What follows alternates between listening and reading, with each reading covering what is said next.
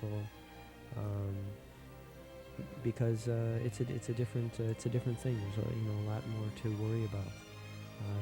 Watercolors, especially because you can't really work back and forth and paint over like you can in oil. So when doing watercolor, I almost always draw it out in advance, unless it's just a portrait again from light. So those are all things to think about. The important thing is, before you start your painting, whether it's from life, from photos, whatever the subject is, landscape, still life, people, is to take time and really think about it before you start painting it. Just visualize it in your mind, what you want.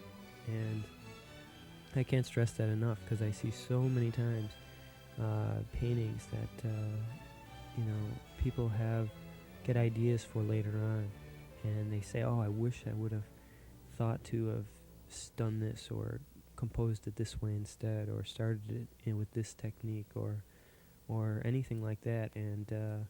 And it's just a matter of taking your time. I'll spend a half hour to an hour lots of times before I put the first brush stroke down, especially at in my studio. I'll just sit and look at the photo or the still life or the subject, and I just be thinking about what I want to do, and and that's just it's the main thing, because there's just hundreds of ways that you could paint the same subject, and it's that time right when you're starting that you are making that decision of the direction you want your painting to go. Once that first 15 minutes, you've really given it a direction. In this painting, you can already see a direction. I could have started it out in so many different ways and gotten a completely different painting just from the start. And so to try to all of a sudden change, and make this into an impressionistic, very high key painting wouldn't at this point really be possible. If I wanted to do that, I would pretty much start over. So that's just something to keep in mind. And as far as the way the painting's going now, I'm just zeroing in now on the eyes. Again, don't go too far on the block in. Keep it loose but accurate. Not loose isn't the right word. Keep it simple. Just very simple shapes. Tie the shadow pattern right into the nose and the beard and mustache. Those are just very simple shapes at this point. Very easy to alter if they need very slight, movements up, down, to the left or right, edges.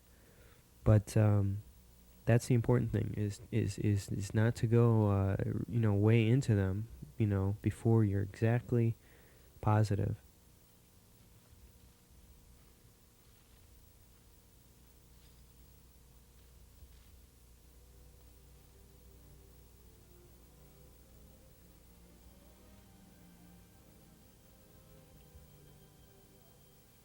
It's interesting watching this on tape. At this point, you can see what I would be seeing if I was squinting way down at his face.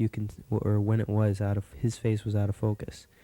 When you see his face out of focus, you'll see those big shapes that we blocked in. You see how the shadow under the nose goes into the beard, and how really everything within those eye sockets, are one big simple shape.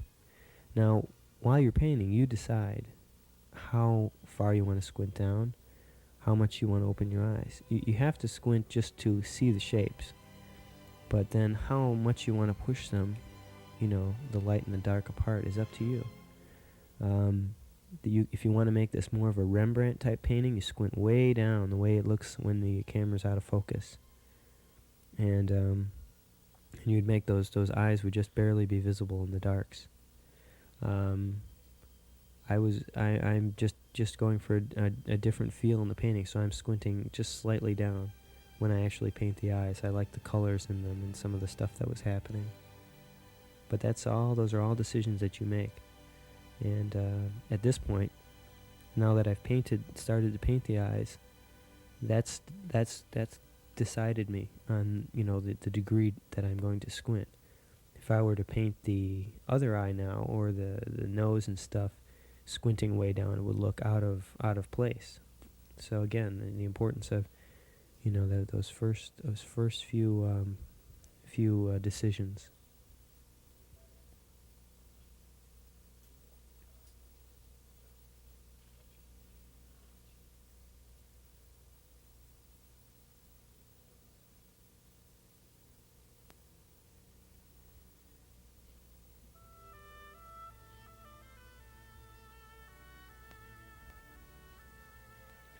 It's really amazing when you think about it, how few rules there are to learn.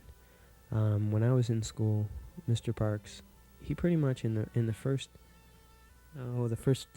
half hour of our class, he pretty much said everything there was that he would tell us about painting and drawing. It was talked about drawing, value, edges, and color, and that's it's deceptive how simple it is. It's almost like learning the rules of chess. You can learn them in a day, and then it'll take you your whole life to really learn them. And that's the way painting is. I'll do a workshop and I'll explain, the principles early on, and then you just gotta just like my teacher did, just repeat them over and over. You just gotta have them just so ingrained in you that you're no longer even really thinking about it. The instant you put a brush stroke down, you look up there and you're comparing it to what's around it. Above it, you're lining it up to the left, to the right. And that's all drawing is. How far does something go in one direction before it changes and goes in another direction? How far does it go? What angle does it go? What is it above? What is it below? I just heard those words over and over and over and over throughout when I was in school. And it's amazing. You hear it and you know it, and then your teacher will come and he'll point out to you that, well, your nose really is lined up under the outside of the face instead of under the highlight, and you just were getting caught up in all the other problems and you forgot. And that's the way it will be. You just got to keep doing it over and over until you got it.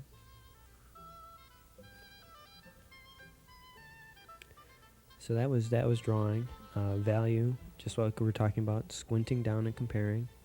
Squinting is something that I get probably the most questions about when you do a workshop or something like that. And it's a hard thing because you can use it in a lot of different ways. But mainly, the important thing to remember when squinting is don't just squint down at one thing. If you're painting the eyes, don't just squint down at the eyes, okay? Because when you squint down and look right into the eyes, even though you're squinting, your eyes are going to adjust to that as if you had gone into a dark room. They'll open up.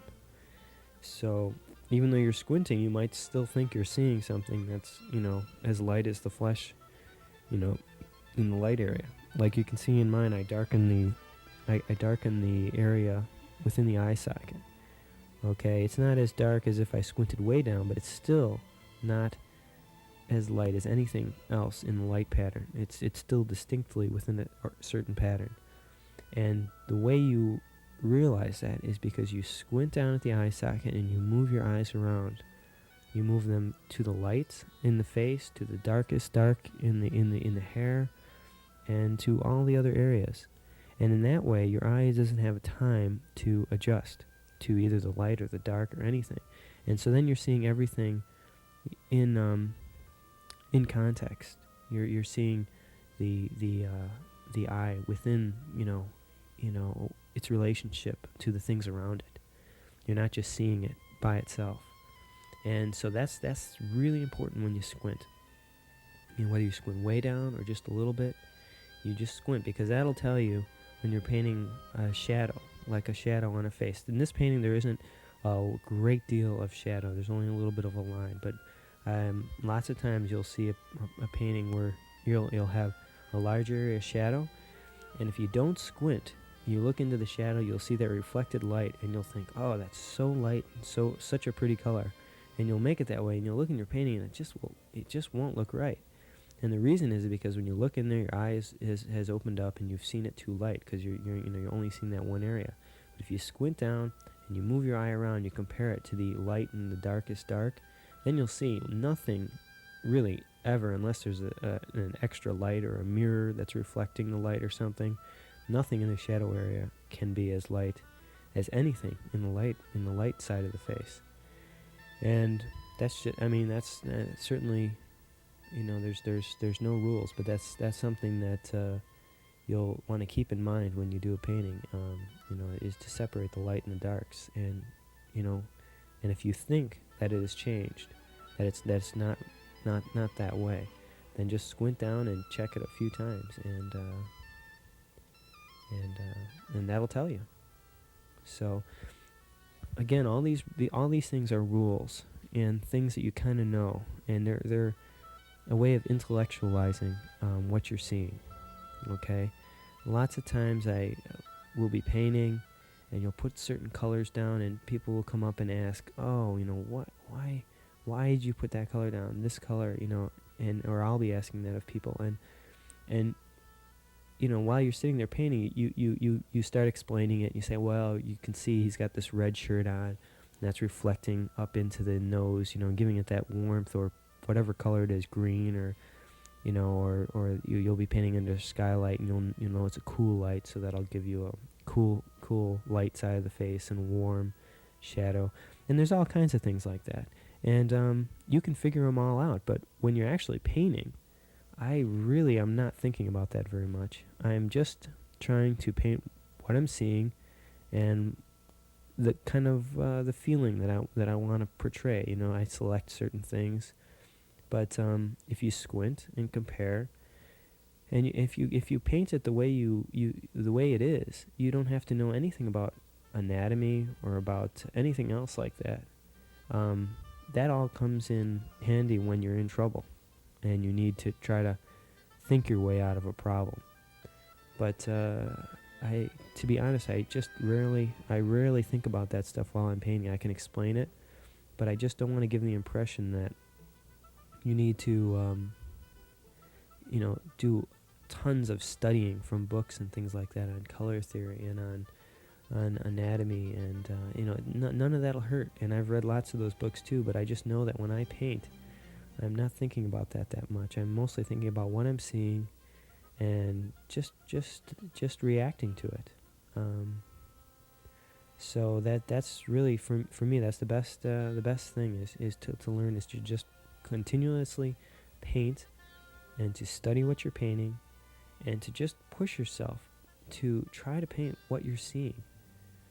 If you do that, you're not going to run into trouble. You'll just naturally get the right colors. You just can't, if you're painting the colors that are there and you're really studying them and getting them right.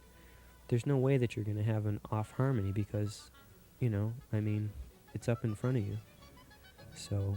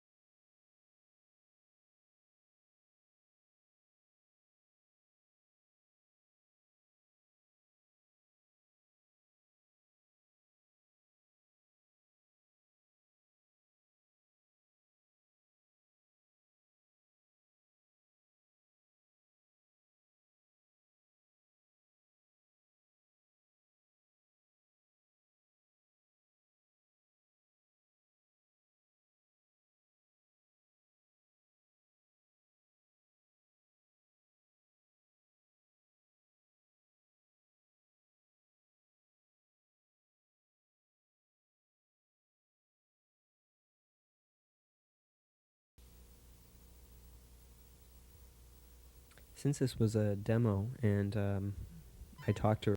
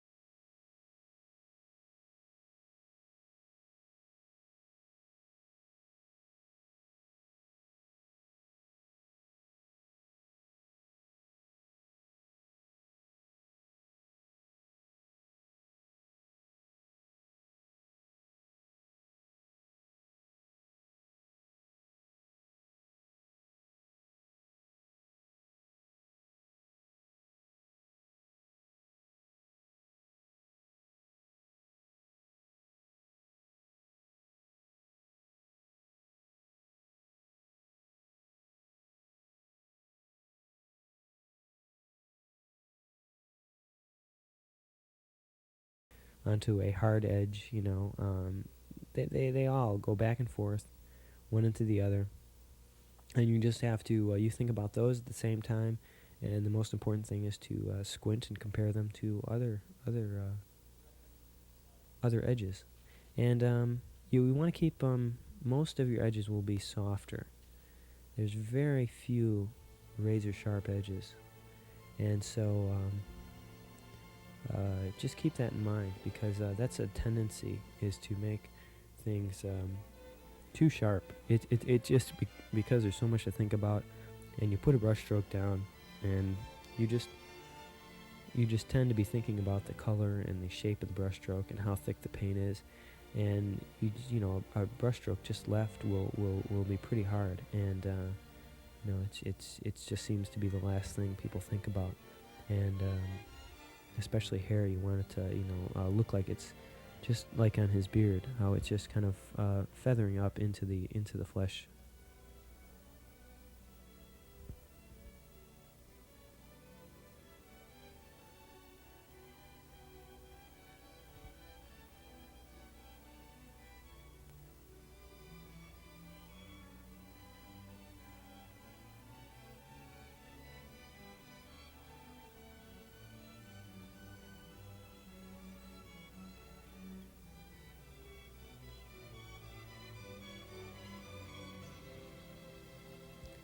In this particular painting, it's pretty easy to to make a focal point. This one is the eyes, and pretty often in but not always, in portraits the eyes will be the focal point. When you're doing a larger painting with many different people or subjects in it, that's a very important consideration, and that should be thought out right in the beginning. Even if it's something that I've drawn out and all that, I keep that in mind, and I almost always start with that area, because the focal point will have your hardest edge, your darkest dark, your lightest light, and your prettiest color usually. So if you start with that area, then you can make it as as bright, or as just make it pop out as much as you want, and then once you've decided how bright or or soft or muted you want your focal point to be, that'll help you to paint the rest of it, because then you can compare everything to that and make it a little bit less, and you don't want anything to be quite as striking as that area.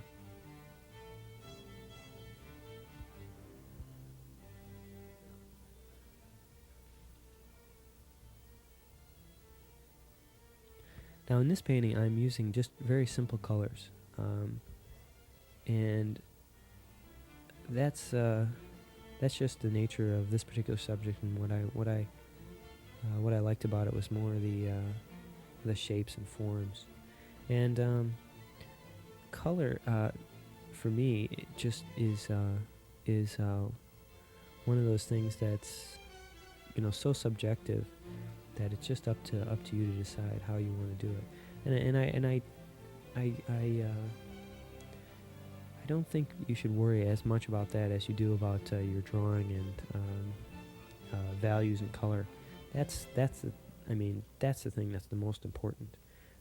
Color, you can make a painting look extremely colorful very easily just by putting a few here and there things, and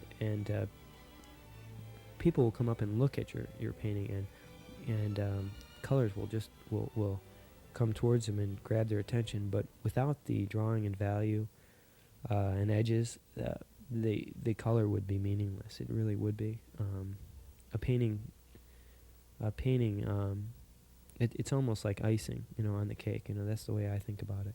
And I just sometimes it's really fun. You can go extremely colorful or not very colorful. Again, it has to do with in the beginning deciding what you want to do. If I want to do something that's really impressionistic and very bright colors, I've done paintings at the palette where it's just fun to try to use the paint just pure out of the tube, just adding white, And the key is to start your painting out that way and put down like a pure red stroke and a pure green stroke where you see it. You see a kind of greenish area on the face. You'll see colors just everywhere in a portrait. And so what you do is you break it down to its simple components. So if you see a purple, you put down a blue and a red right next to each other. Now the key is to get the relationships of the colors right. Okay, you can't just put down red if it's purple. You have to put down red and the blue. And the same thing in flesh. It has greens, it has yellows, it has blues. If you forget the yellow or just don't put it in, it's going to look off. That's how you get away with using really bright colors in people or landscapes or anything like that. It's all within it's all the relationships, and you start that right in the beginning. You have to decide that you want to do that. If I wanted to do that in this painting, I would have right away put down a really bright colors. That would force me in all the other areas to be putting down equally bright colors, balancing them against one another, because I would be comparing it to that right from the beginning.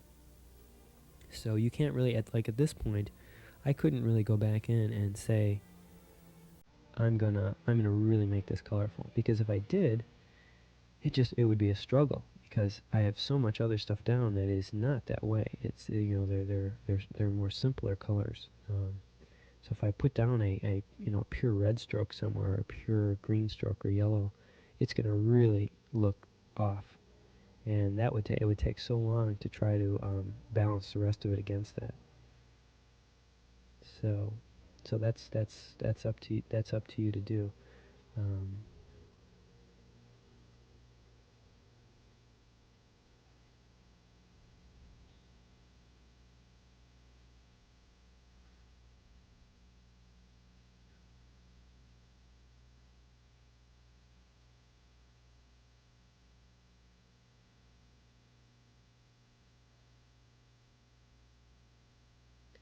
Yeah, I definitely am rambling on here about stuff, which is pretty much the way I talk about everything. I would encourage you to listen to Richard's tape. I'm sure it's much more thought out and intelligent.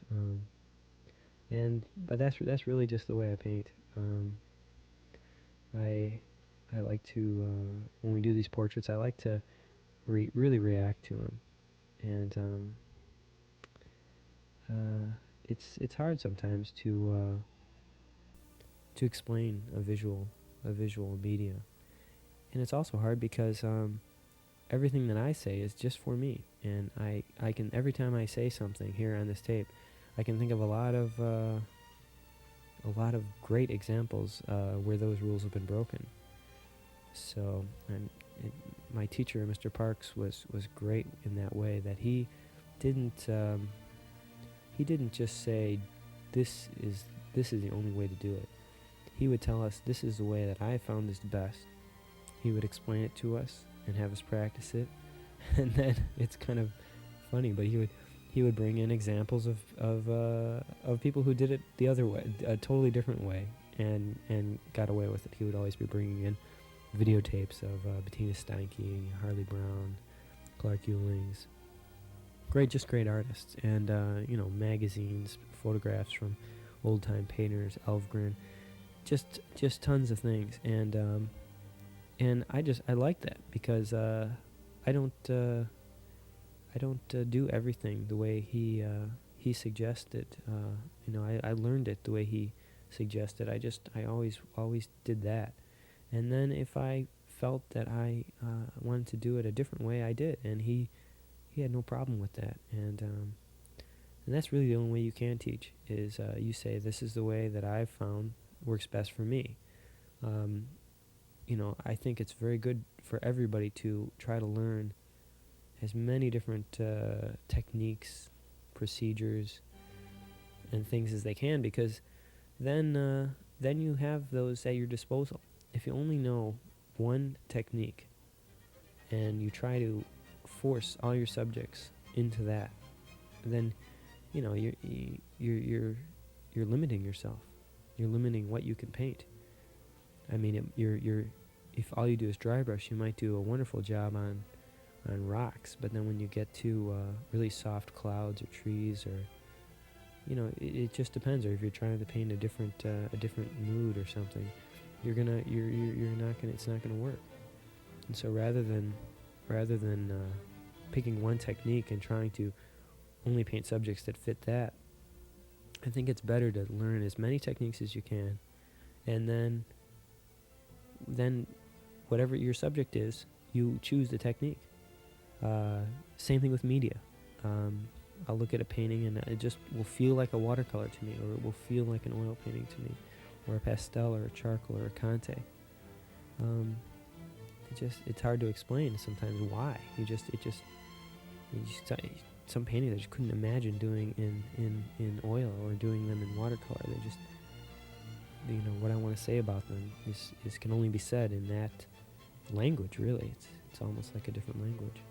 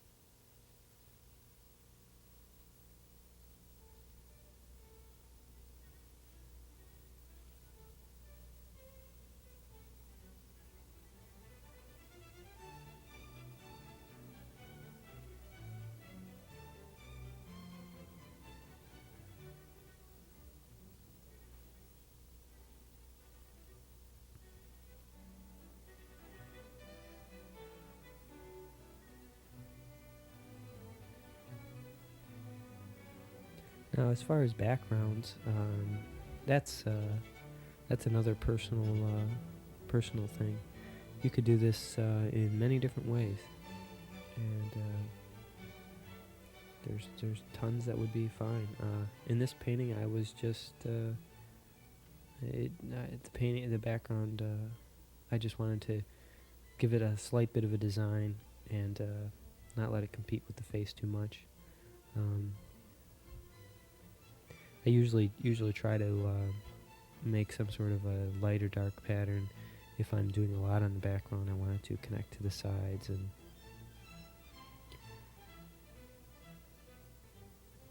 yeah, this one I just kept it simple, kind of a vignette. And a lot of times I will try all kinds of things with backgrounds. I'll start out wanting to make it a vignette, then I'll change my mind and make it dark, and I'll paint more in it. Then sometimes that won't work, and I'll wipe it all off again and make it simple again. It's the key to that is just experimenting. When you do the backgrounds, our teacher, Mr. Parks, used to have us a lot of times do little thumbnail sketches, which is very helpful sometimes. Especially if you're unsure and afraid to mess up a painting. Especially a more major painting that you've put a lot of time in, and then you're unsure about the background. Then you do little sketches, and because the important thing is the large overall shape.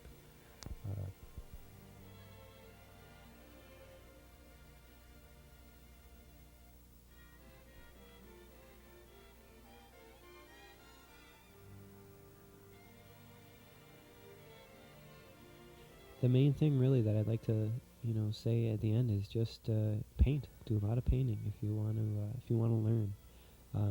That along with studying things you like, paintings you like, trying to figure out how they did it, what parts you want to take from one painter, what you want to take from another. So just paint. Thanks.